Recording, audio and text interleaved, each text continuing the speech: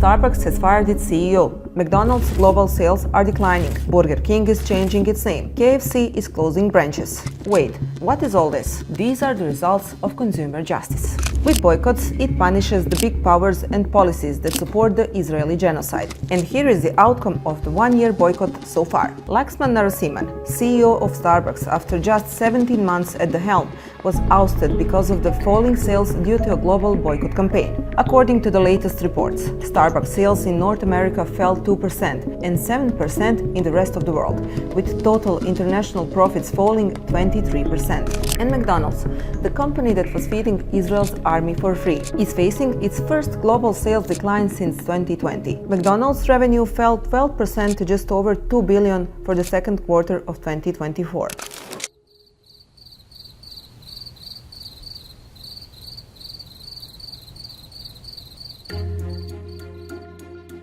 In the fallout of feeding a genocidal army and the significant impact of the boycott on business, McDonald's will buy out all 225 of its restaurants in Israel. And Burger King, which is currently going through a difficult period, you guessed it, because of the boycott, is taking off its crown in Turkey and becoming burger. The move, it says, is to embrace local culture and nurture a closer relationship with Turkish consumers. While some are putting on a mask, others are barely surviving. KFC is closing over 100 outlets in Malaysia, and KFC's first store in Algeria was shut down shortly after opening due to nationwide pro-Palestinian protests. Meanwhile, Coca-Cola is declining in every hemisphere. In Europe, the corporation is set to shut down 5 plants in Germany through 2025, and in the Middle East, together with Pepsi, it suffered a 7% drop in sales in the first half of the year. The company fared no better in Asia. For example, in Bangladesh alone, Coca-Cola sales fell by 23%. And the Pakistani factory that makes cans for Coca-Cola and Pepsi reported that sales fell by 11% in the first quarter.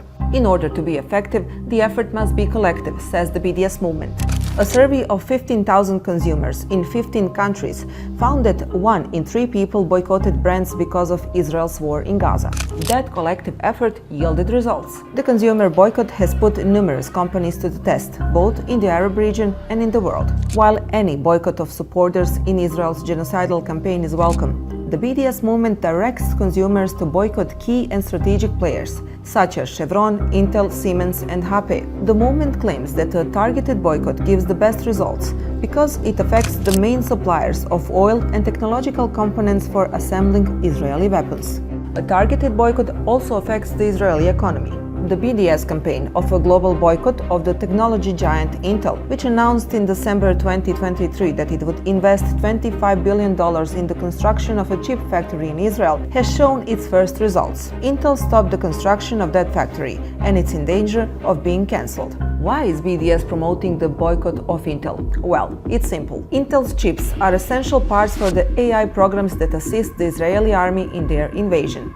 Also, BDS has reported that more than 45,000 Israeli companies closed as a result. Over 80% of startups have suffered damage, while over 50% of them have money to finance their work for less than the next 6 months. The number of so-called financial injections is also decreasing. In the first quarter of 2024, investments in Israeli companies decreased by 32% compared to the same period last year.